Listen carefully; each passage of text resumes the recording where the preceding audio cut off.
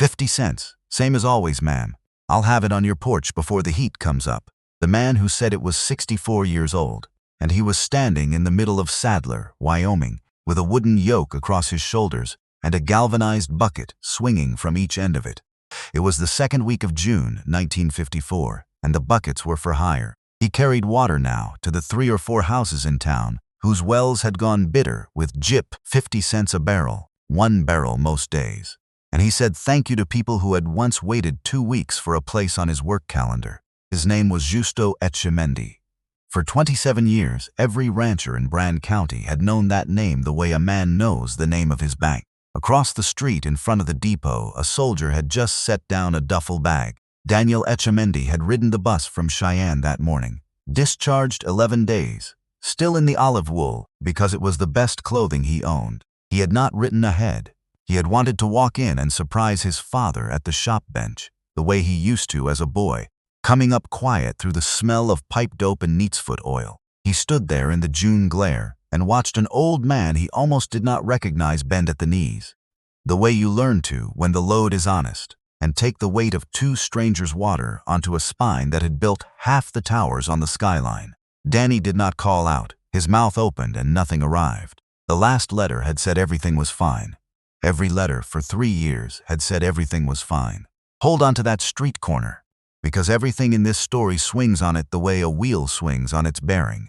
A son home from the army, a father with a yoke on his neck, and between them, boarded over and sold for taxes. A little false front building that used to have the busiest door in the county. Now, I tell stories like this one every week, about the trades this country used up and forgot, and the stubborn people who carried them. If that's the kind of evening you're after, go ahead and subscribe while you're thinking of it. It costs you nothing, and it keeps an old storyteller oiled and turning like a good mill in a steady wind. All right, back to Sadler. The word Dani finally got out was Ita. It's the Basque word for father, and it was the first Basque that Street had heard in a while. Justo straightened under the yoke, careful of the water, and turned, and for one long breath neither of them managed anything at all. Then the old man said, "You've missed dinner," which in that family had always meant something closer to "I have missed you" than either of them could have said out loud. They carried the barrel to the Widow Curl's porch together, because Justo would not set down a job half done. And then Dani walked his father home. Home was the back room of the shop on 2nd Street. The front of the building said nothing now. The sign had been pried off and sold with the rest, and the front room was stacked with sacked feed, because Alvin Prater at the feed store had bought the place at the county tax sale the autumn before, and Prater, to his credit, was not a cruel man. He let Justo keep the back room and a key in exchange for sweeping up the spilled grain and keeping the mice discouraged. There was a cot, a coal stove, a coffee pot, and a photograph of Bernarda Etchemendy in a frame with a crack across the corner. Dani stood in that room a long time. His mother had been gone since the November after he shipped out. His father's letters had crossed an ocean saying the shop was slow but steady, that the house rent was manageable, that a man alone needs less than you'd think. The house was gone, the shop was gone. The tools. Dani looked at the one wall where a workbench still stood and saw a single pipe wrench, a hand brace, a box of leather scraps, and a chalked plumb line wound on a stick. 27 years of trade had fit into a scrapman's truck, and what was left fit on 4 feet of bench. "Why didn't you write me the truth?" Dani asked. Justo poured 2 cups of coffee before he answered. "You were being shot at," he said. "A man being shot at should believe his home is standing still behind him. You have to understand what had happened to Brand County while Dani was gone. And it wasn't a swindle, and it wasn't a villain. It was progress, riding in on a wire, and it was cheered the whole way. The rural electric lines had come up the flats in 1949 and 1950, poles marching out to ranch headquarters that had never in their history heard a switch click. And electricity is a wonderful thing. I'll not pretend otherwise. I'm partial to it myself most evenings. The ranchers wired their houses, and then the salesman came for the wells. A jet pump ran quiet in a pump house. No tower to climb, no wheel to grease in January with the wind trying to take your hat and your fingers with it. Chet Loomis, who sold pumps and pressure tanks out of a green panel truck for a supply house in Casper, put it to every rancher the same way, cheerful as a barber. Why keep paying the windmill man to nurse 50 feet of rod and leather when the future came in a crate? One by one, the towers came down. Scrap iron was bringing decent money in those years, and a windmill is a lot of iron standing in one convenient place. Teesdale of the Two Pole, the biggest outfit on the flats, 9 wells watering better than 2,000 head of sheep and cattle, pulled his mills the first summer, all 9, and sold them at 50 cents a hundredweight. Justo had set most of those mills himself, and 2 of them he had set for Teesdale's father. The work thinned, then trickled, then stopped. The county did not hate Justo Etchemendy. The county simply stopped calling him, which is a quieter way to break a man. Loomis, they say, stood in front of the shop one afternoon in 1952, looked at the wall of cylinder parts and rod couplings all in their labeled bins, and said, not even meanly, might as well rope off the door and charge a dime. County Museum. He meant it as a joke about the parts. Town took it up as a name for the man. That is how those things go. Nobody decides it, and then it's decided. By the time the taxes came due on the shop, people in Sadler had gotten used to saying it, the museum, and had gotten used to looking somewhere else when the museum walked past with a yoke on his shoulders. On the second evening, over fried bread and beans at the coal stove, Justo told his son where the trade had come from, and Dani realized he was hearing some of it for the first time.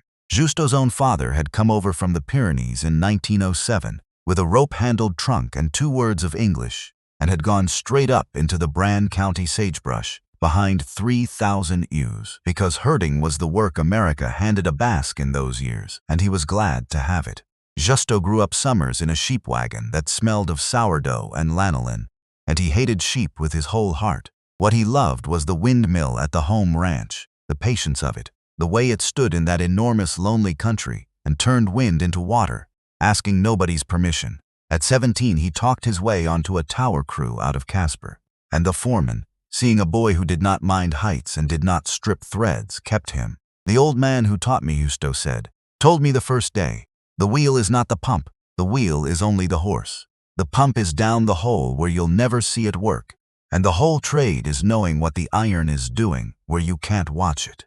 He turned his coffee cup a quarter turn, which was as close as he came to oratory. Everything I ever earned, I earned from things happening 200 feet under my boots. He had opened the shop on 2nd Street in 1927. He had married Bernarda, who kept the books and could shame a slow-paying rancher by mail more effectively than any lawyer. In the drought years of the 30s, when half the businesses on that street papered their windows, the windmill man ate. Because whatever else quit in Brand County, the stock still had to drink, and the wind was the one crop that never failed. There were winters. He was the difference between a ranch shipping in spring and a ranch shipping nothing.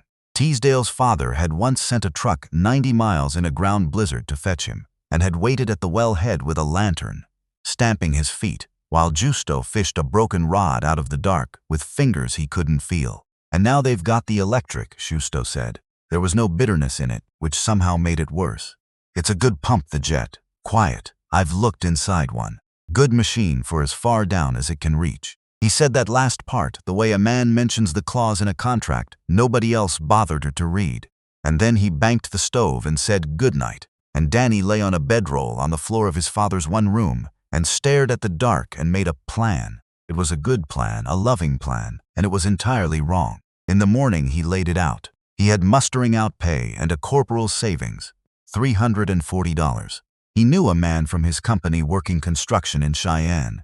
There was work there for Dani and rooms. His father would come with him. A clean room in town, a doctor close by, no more yoke, no more charity disguised as sweeping grain. Justo listened to the whole thing the way he listened to a mill he already knew was out of plumb, patiently all the way through. No, he said. Ita, your money was never the thing that went missing, Justo said.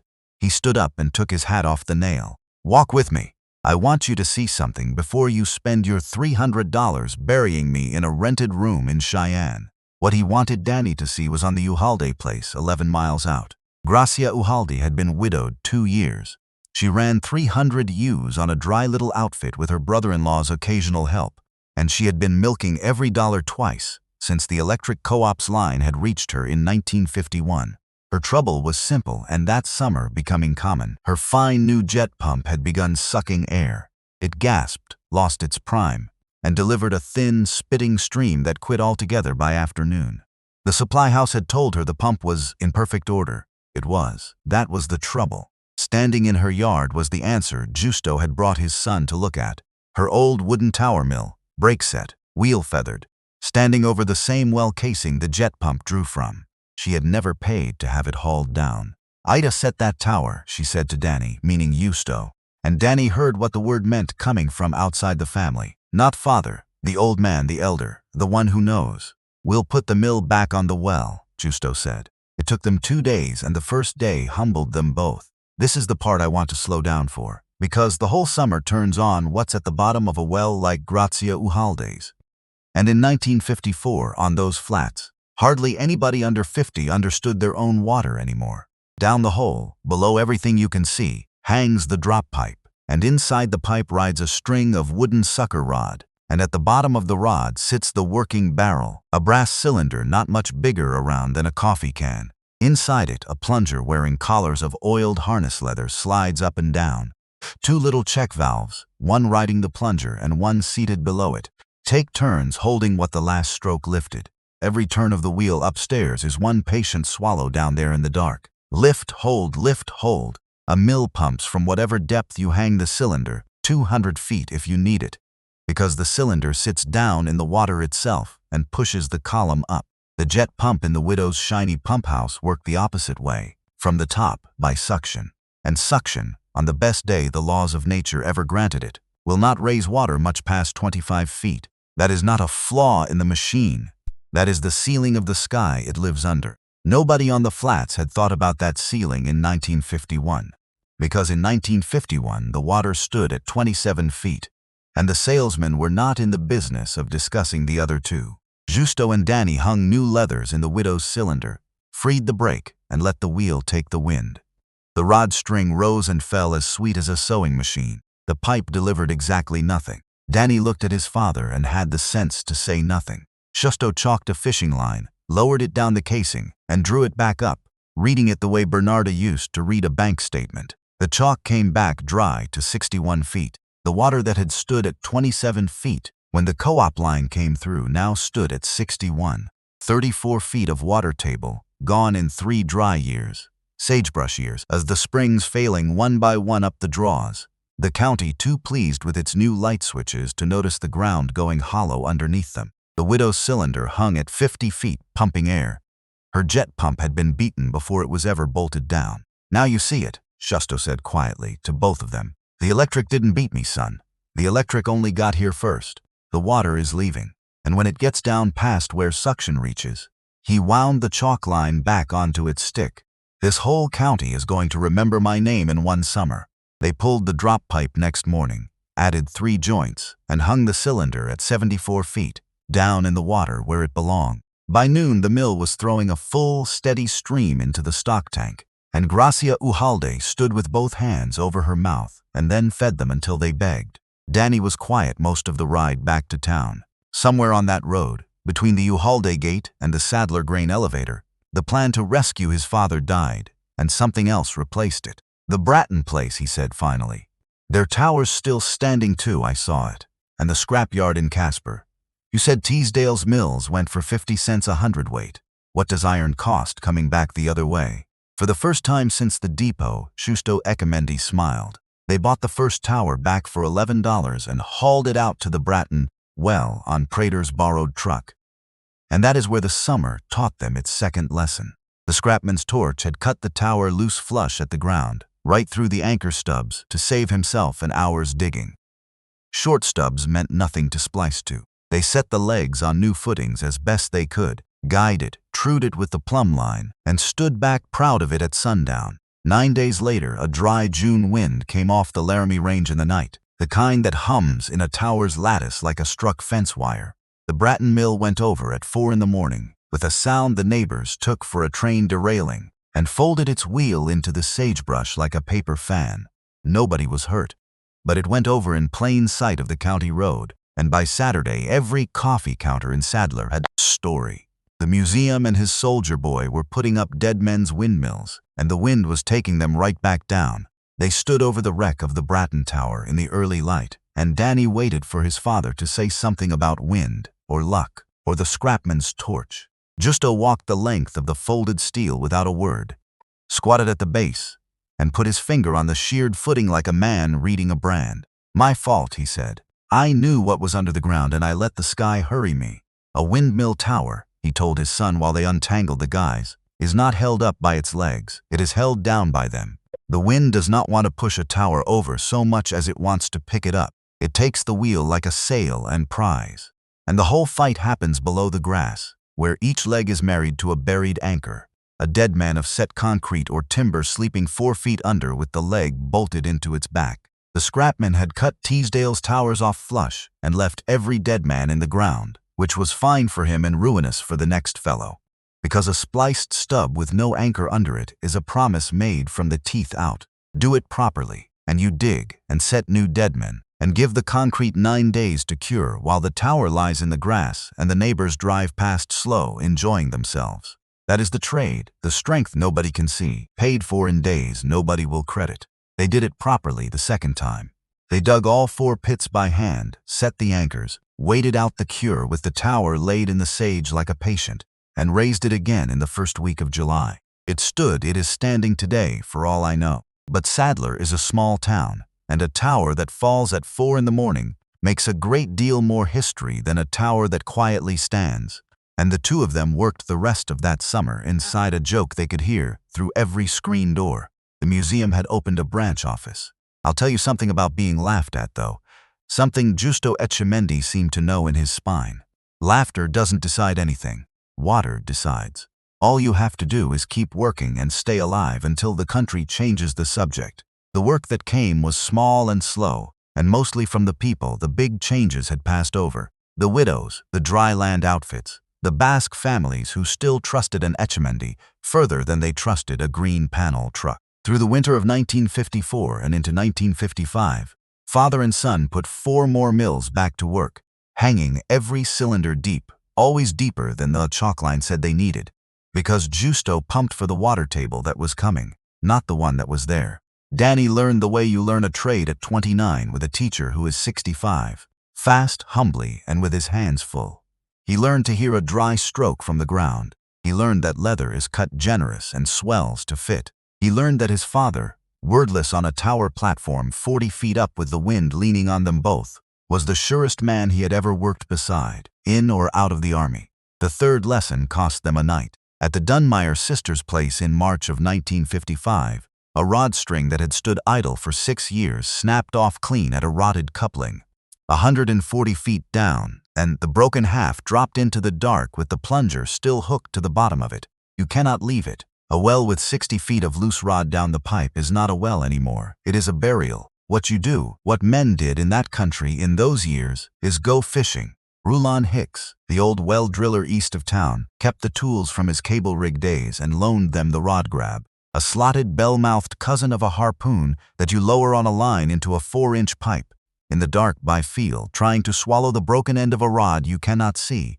140 feet below your boots. Justo fished from 9 at night until almost 4 in the morning, by lantern, with Dani counting turns on the line, both of them breathing chalk-dry March air that tasted of alkali. And when the grab finally took hold and held, neither of them said a word louder than you would use in church. They drew it up, hand over hand. The sisters fed them fried eggs at 4:30 in the morning. And the story of that night went further than any advertisement they could have bought, because Hicks told it at the elevator. And Hicks was not a man who praised. So the work grew quietly below the county's notice, is how it stood. 12 mills turning over deep cylinders, a father and son in a borrowed truck when 1956 came in dry as a sermon. The omen, if you want one, was posted on the wall of the Sadler post office in April. A mimeographed notice from the town board that the municipal well was drawing down and lawn watering was suspended until further notice. People read it, clucked, and went on. Justo read it twice and said nothing. That same week, Dani counted 11 antelope standing at the curl stock tank at dawn, licking the rim where the overflow used to keep a ring of mud. Antelope will tell you what the springs are doing long before the county agent gets around to it. And down in Casper, this part came out later, Chet Loomis's own supply house had quietly begun taking deposits on a new kind of pump, a submersible that could push from the bottom of a deep well the way a cylinder did, and telling customers the honest truth. 10 weeks wait, maybe 12. Everybody in 3 states wants one. The rain quit on the 2nd of June and did not come back. 47 days it stayed gone. June into the 3rd week of July without a measurable drop. And when it finally broke, what fell wouldn't have filled a hatband, and the dry came right back down like a lid. But a drought is not a number, it is a schedule. So let me give it to you the way the county lived it. By late June, the draws were dust. By the 2nd week of July, the static water under the flats, which had been slipping for 5 years while everybody admired their light switches, slid down past the last reach of suction, and the jet pumps began to die. Not broken, beaten. They lost their prime and gasped and delivered air, exactly as the widow Uhaldes had done 2 summers before. Except now it was not one widow, it was everywhere, all in the same 10 days, like a sickness. Ranchers primed and reprimed, tore down perfectly good machines, cursed the co-op, called the supply house, and heard about the 10 weeks. Some hired water haul. There was a man out of Natrona County running a tank truck at $1.35 a barrel and getting it, which at a stock tank's thirst is not a price, it is a bleeding. And on 12 wells scattered across that scorched county, 12 wheels turned in the hot wind, and 12 deep cylinders went on doing what they had been doing since before the trouble was visible. Lift, hold, lift, hold. The Uhalde tank stayed full. The Dunmire tank stayed full. The Bratton mill that had fallen down in front of the whole county stood in the smoke-colored light throwing water, and cars slowed on the county road to look at it for a different reason now. That was the summer 1956 that flipped a word on its head. Somewhere in there, nobody can say the day, the museum stopped meaning the old man the county had outgrown and started meaning the one place left in Brand County where the thing you needed still worked. They worked through it like men bailing a boat. They serviced the 12 running mills in rotation. Dawn starts, greasing in the dark to spare the noon steel, which in that heat would raise a blister through a glove. They hung 2 spare cylinders deeper for outfits whose water was still falling. They slept some. Grazia Uhalde left a covered dish on her gatepost every time they passed, and Justo, who had carried strangers' water at 50 cents a barrel 2 summers before, would not raise his rates a dime past his 1949 price book, though that summer he could have named any figure short of sin. The drought is charging enough, is all he said about it. You could measure what the holdout cost him from the highway. Twice a day, morning and evening, the Natrona tank truck crawled up the 2-pole lane trailing its dust flag, and Teasdale's own men ran a second rig besides, hauling from the river 40 minutes each way. And still the sheep came off the far pastures because there was no way to water them there, and stock crowded the home tanks bawling in the heat while a hand rationed the float valves like a paymaster. Men who had known Harlan Teasdale 30 years said he got quiet that July in a way they had never seen. He was doing arithmetic no rancher can do for long. $1.35 a barrel times a county with no clouds in it. Harlan Teasdale held out until the 12th of August. The 2-pole had 9 dead wells and better than 2,000 head on it, sheep and cattle both, and Teasdale had been hauling water for a month at a cost that was eating the ranch alive from the inside. His deepest well, the East Well, stood at 194 feet, far past wishing, far past hauling, a well only a deep cylinder or one of those 10 weeks away submersibles was ever going to touch. He came into the feed store back room at supper time, alone, with his hat in his hand, which for Harlan Teasdale was a full apology in the original language. He looked at the workbench and the wall where the parts bins used to be, and then at the man he had been driving past for 5 years. I sold 9 mills off that place for 50 cents a hundredweight, he said. You set 2 of them for my dad. He turned the hat once around its brim. Tell me what it cost a man to buy that back. The room was quiet enough to hear the stove tick. 50 cents a hundredweight, the same 50 cents, if you want to hear it that way, that a barrel of carried water had cost on the streets of Sadler. That county had put the same price on scrap iron and on an old man's labor, and the summer of 1956 was busy repricing both. It costs a winter, Justo said. Answers first. Concrete cures slow and cold. You'll have 3 wells by Christmas and the rest by shearing. And then, because Mercy in that family always arrived dressed as scheduling, we'll start with the East Well. Your dad never did like that one. They shook hands, and that handshake reopened the shop. There was suddenly more work in Brand County than 2 men, and a borrowed truck could hold. Teasdale's 9, and behind Teasdale all the neighbors who had been waiting to see which way the big outfit jumped. Alvin Prater, who had bought a building at a tax sale and found himself holding the busiest back room in Wyoming, offered Justo the front of it back on a handshake lease. Feed sacks out by October. Rulon Hicks, too stove up to climb but too proud to quit, came on to rebuild cylinders at the bench. Dani wrote to the man in Cheyenne that he would not be coming, and if he ever regretted it, he has kept that to himself for a lifetime. In November, they hung a new sign where the old one had been pried off, and the sign said Etchemendy and Son, and the son in question stood in the cold street looking up at it a long time. And I'll give Chet Loomis his due because this story has no villains in it, and I won't invent one. When the first submersible pumps finally reached Casper that autumn, Loomis drove his green panel truck to 2nd Street, set a crate on the workbench, and asked the museum to teach him what the bottom of a well was actually like, since, as he put it, he'd been selling the top half of the subject for 7 years. Justo took the pump apart with him on the bench. The two of them bent over it like boys over a watch. And after that, the supply house sent its deep well work to Etchemendy and Son and took its commission in peace. The future had come in a crate after all. It just turned out to need the past to install it. Now, the county being the county, it decided to have feelings about all this in public. The Stock Growers Association, at its fall meeting in October, the same body whose members had scrapped their mills, laughed at the branch office and let a windmill man carry drinking water through town at 64 years old. Voted to present Justo Etchemendy a citation of appreciation, with the Casper paper invited for, as the secretary's letter put it, keeping the water moving in the recent emergency. It was kindly meant, I believe that. Late is a kind of sincere. The morning of the meeting, the association's rooms filled up, and the photographer screwed in his flashbulb, and the chair with Justo's name card on it sat empty in the front row. He was 31 miles northwest of town, up the Uvalde Tower in a cold October wind with a grease gun. On the mill he had set as a young man for a family that had trusted him when trusting him was foolish. He had known about the meeting for 3 weeks.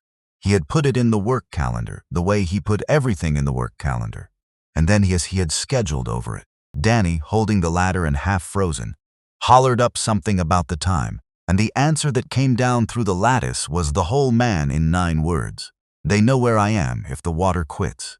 The paper ran its story anyway, with a photograph of the empty chair, which I have always thought was the better picture.